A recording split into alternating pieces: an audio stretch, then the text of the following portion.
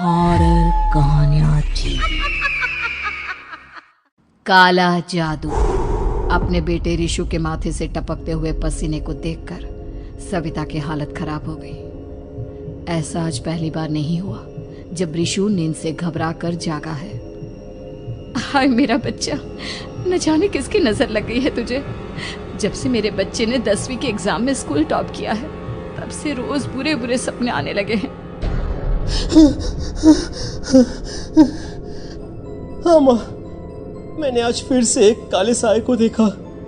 वो यहीं मेरी आंखों के सामने खड़ा था। माँ मुझे बचा लो माँ। वो मुझसे कह रहा था कि मुझसे बदला लेगा। माँ कहीं ये प्रशांत। चुप कर, कैसी बात कर रहा है? दोबारा उसका नाम मत लेना। तुझे पता है ना, उस प्रशांत ने आत्महत्या कर ली। तो बार बार उसका नाम मत लिया कर। मम्मी, क्या सच में प्रशांत ने आत्महत्या की थी? चुप कर, बहुत सवाल पूछता है आजकल। और फिर रात के वक्त सविता के पूरे घर में एक अजीब सा काला धुआं छाने लगा। गहरी नींद में सोई सविता की जैसे ही आंख खुली उसका दम घुटने लगा।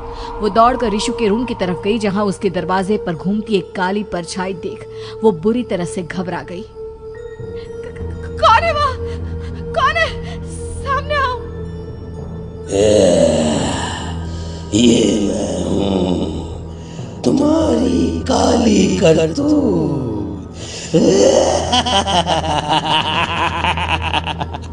और अब मैं तुम्हारे बेटे को ले जाने आया हूँ।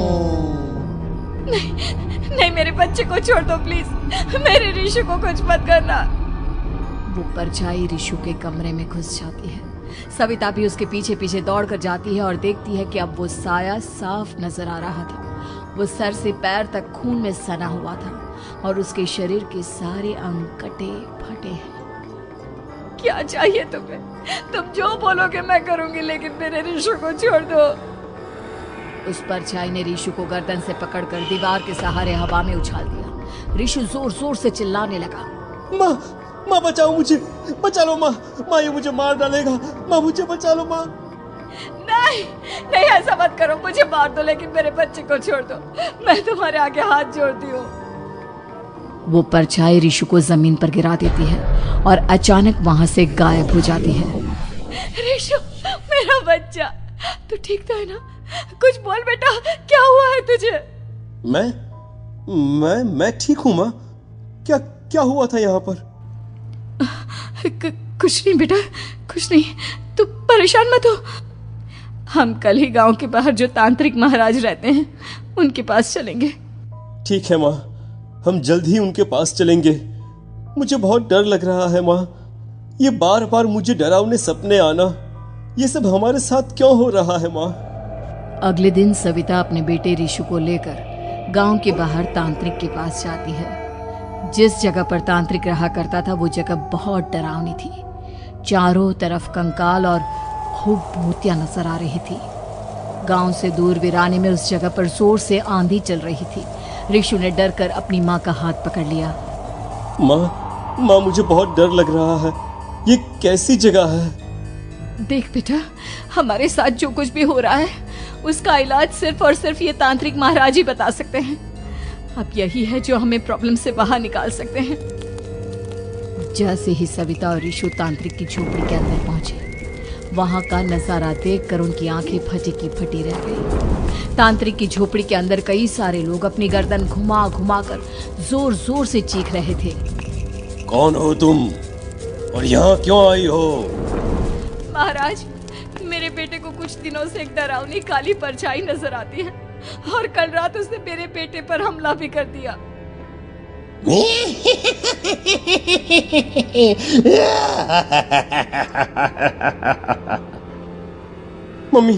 मम्मी हमें यहाँ से चलना चाहिए। ये जगह मुझे ठीक नहीं लगती। नहीं बेटा, ऐसा नहीं कहते। रुक जाओ, 2 मिनट के लिए रुक जाओ। क्या कहा? काली परछाई? तुम्हारे बेटे पर किसी काली परछाई ने हमला किया? हाँ महाराज, वो कह रही थी कि वो मेरे बेटे को कुछ कर देगी। कोई उपाय बताइए महाराज। मेरे बेटे के साथ कुछ गलत नहीं होना चाहिए। तुमने किसी दूसरे के साथ गलत किया है तो तुम्हारे साथ भी गलत होकर ही रहेगा।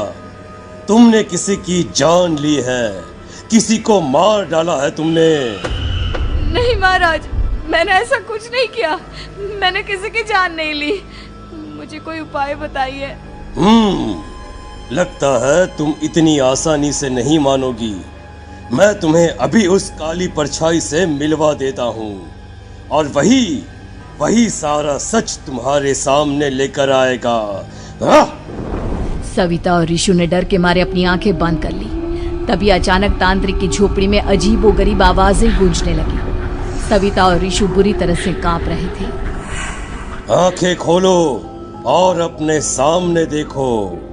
क्या यही है वो जिससे तुम कल रात को मिली थी? बताओ मुझे। हाँ, इसने कल रात मेरे बेटे के ऊपर हमला किया था। ये उसी लड़के की भटकती हुई आत्मा है जिसे कुछ दिन पहले तुमने मार डाला था। मम्मी ये महाराज क्या कह रहे हैं? क्या सच में आपने किसी की जान ली है, किसी को मार डाला है? अगर हाँ तो बताइए ना मम्मी, किसको मारा है आपने? किसको?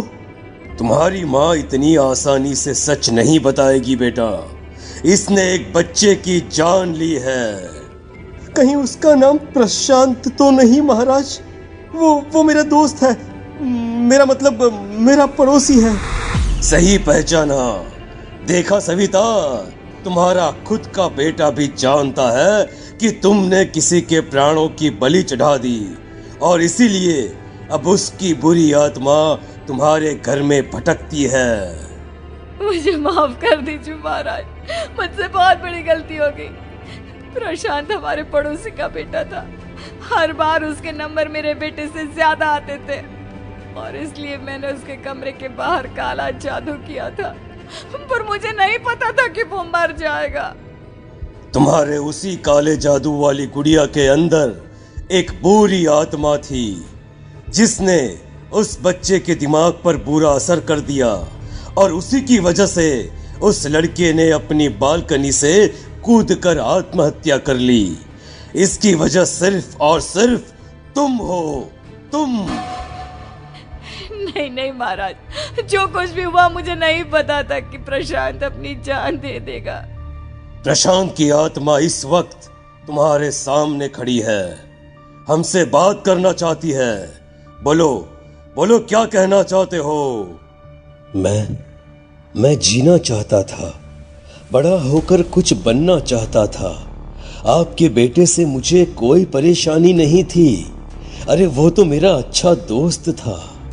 मुझे माफ कर दो बेटा, मुझसे बहुत बड़ी गलती हो गई, मुझे माफ कर दो। माफ करने से मुझे वापस जिंदगी नहीं मिल जाएगी। मेरे माँ बाप आज भी मेरे लिए रोते हैं। आपने मेरे साथ बहुत गलत किया है, बहुत गलत। और तभी अचानक प्रशांत की आत्मा वहां से गायब हो जाती है। सविता जोर जोर से रोने लगती है। सुन लिया तुमने? ये तुम्हारे अपने ही किए हुए पाप हैं जो इस तरह से तुम्हारे सामने आ रहे हैं। माँ, ये आपने अच्छा नहीं किया। सिर्फ 10th बोर्ड के एग्जाम में मैं टॉप कर पाऊं, इसलिए आपने मेरे दोस्त के ऊपर काला जादू कर दिया। नहीं मम्मी, नहीं, अब हम कभी खुश नहीं रह पाएंगे, कभी नहीं। मेरे दोस्त की आत्मा को कभी शांति नहीं मिलेगी मम्मी, कभी नहीं। लेकिन मैंने जो कुछ भी किया सिर्फ तुम्हारे लिए किया। वो लड़का हमेशा फर्स्ट पोजीशन पर आ जाता था और इस वजह से हमेशा तुम्हारे मार्क्स कम पड़ते थे। मैंने तो सिर्फ उस पर एक छोटा सा काला जादू किया था बेटा। मुझे क्या पता था कि उसका ये नतीजा निकलेगा। जिस गुड़िया को तुमने उस लड़के के कमरे के दरवाजे पर लगाया था, दरअसल उसके अंदर एक बुरी आत्मा का प्रवेश हो गया था, जैसा कि अक्सर काला जादू करते समय हो जाता है। मुझे अपनी गलती का एहसास हो गया है। मैं प्रायश्चित करना चाहती हूँ। आप बताइए मैं क्या करूँ? प्रशांत के घर जाकर उस काली गुड़िया को वहां से निकालकर यहाँ लेकर आओ। मैं उसे आग में जलाकर राख कर दूंगा और उसके बाद प्रशांत की आत्मा को हमेशा के लिए मुक्ति मिल जाएगी। अगली रात सविता चुपचाप अपने पड़ोसी प्रशांत के घर जाती है। प्रशांत के माँ बाप प्रशांत की मौत के बाद उस घर को छोड़कर हमेशा के लिए वहां से चले गए थे। जैसे ही सविता उस घर के अंदर कदम रखती है, उसका सामना अजीबोगरीब हैवानियत से भरी आवाजों से होने लगता है।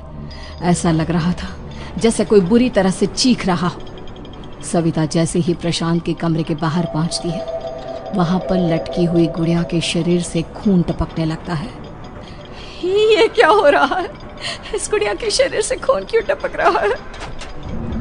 सविता हिम्मत करते हुए उस गुड़िया को वहां से उतारने की कोशिश करती है, लेकिन तभी अचानक से बहुत भयानक दिखने वाली औरत उसकी आंखों के सामने आकर खड़ी हो जाती है। मैं यहाँ से कहीं नहीं जाऊंगी, और अगर तूने मुझे यहाँ से हटाने की कोशिश की तो मार डालूंगी मैं तुझे। नहीं नहीं, मुझे तुम्हें यहाँ से ले जाना ही होगा, नहीं तो मेरा बेटा, उसकी जान को खतरा है।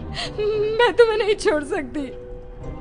अगर तुम्हारे अंदर हिम्मत है तो मुझे इस घर से बाहर ले जाकर दिखाओ। और ऐसा कहकर वो औरत सविता के ऊपर हमला कर देती है और उसे हवा में उछाल उछाल कर जमीन पर पटकती है। लेकिन तभी अचानक मौका देखकर सविता अपने हाथ में ली हुई सुई उसके हाथ में चुभो देती है। हाथ में सुई लगते ही वो औरत जमीन पर तड़पने लगती है। ये क्या किया तूने? ये क्या कर दिया? तुझे ऐसा नहीं करना चाहिए था।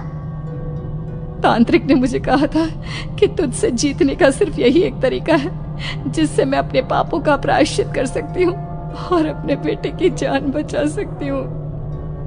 और उसके बाद वो डरावनी दिखने वाली औरत एक छोटी सी जादुई गुड़िया में तब्दील हो गई और सविता ने उसे ले जाकर तांत्रिक को दे दिया। तांत्रिक ने जादुई गुड़िया को आग के हवाले कर दिया।